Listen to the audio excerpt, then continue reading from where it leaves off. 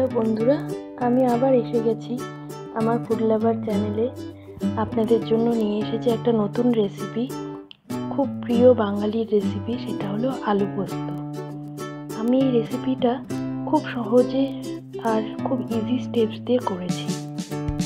এটার জন্য যা মেন ইনগ্রিডিয়েন্টস সেটা আলু, পোস্ত, একটু স্লাইট হলুদ, কালো জিরে আর নুন এবং তেল, সর্ষের তেল। প্রথমে কড়াই গরম করে কালো জিরে আর কিছু কাঁচা লঙ্কা আমরা কড়াইয়ের মধ্যে দিয়ে দেব।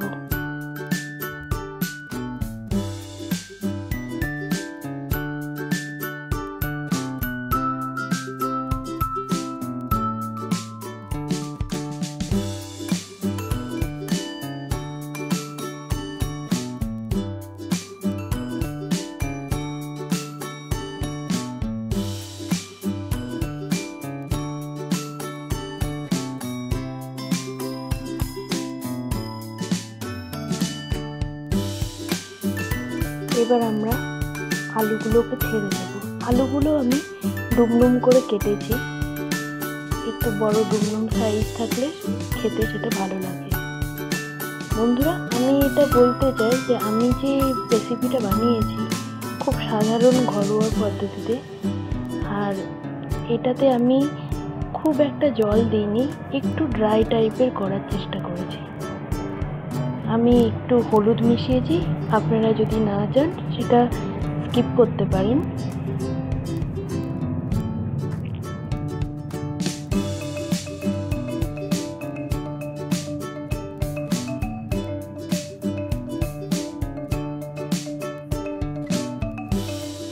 হলুদ আর নুন মিশিয়ে কিছুক্ষণ নাড়াচাড়া করতে হবে। আর এই রেসিপিটাতে আমি এই রেসিপিটা করেছি অনেকবার থেকে, যাতে ওটা ভাপে ভাপে আলুটা ভালো মতো সেদ্ধ হয়ে যায়, আমি সেটা করার চেষ্টা করেছি। অল্প আঁচে আমি বারবার ঢেকে সেটাকে কুক করার চেষ্টা করেছি।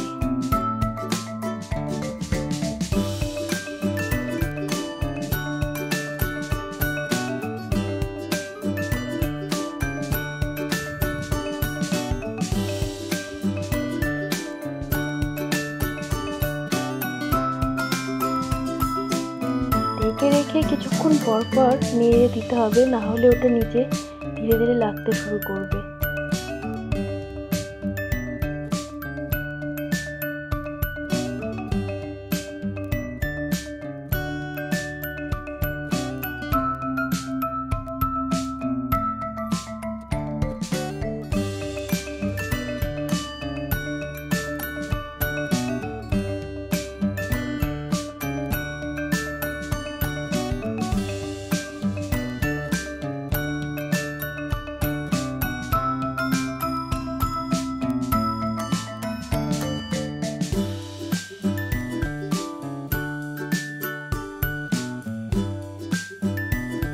একটু দেখে নেব আলুটা সেদ্ধ হয়েছে কিনা।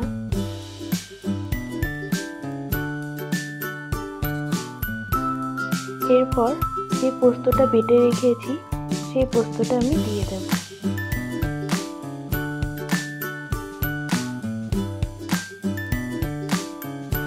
আর পোস্তর যে জলটা থাকবে, পোস্তর বাটিটাতে জল ধুয়ে সেই জলটা আমি দিয়ে দেব।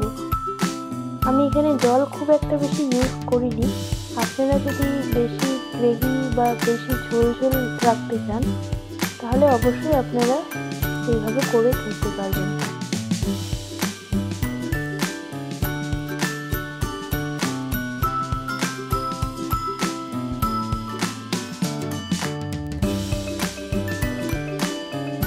আমি রান্নাতে খুব কম ইনগ্রেডিয়েন্টস দিয়ে রান্না করার চেষ্টা করি, খুব একটা বেশি আমি এক্সট্রা বা অন্য কোনো ইনগ্রেডিয়েন্টস ইউজ করি না, খুব সাধারণের মধ্যে করার চেষ্টা করি।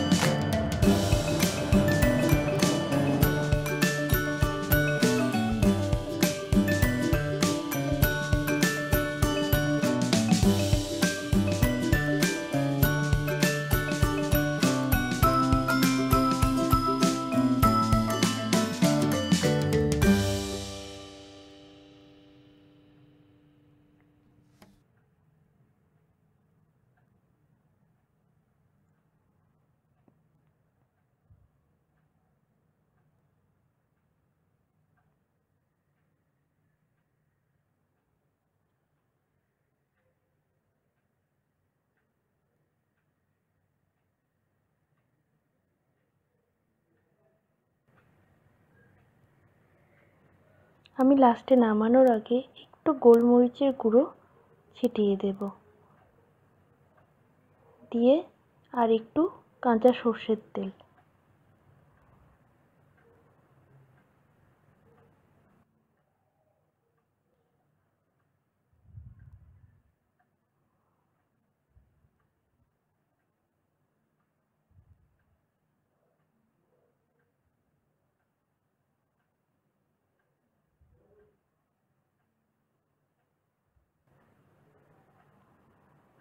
আমার রেসিপিটা হয়ে গেছে।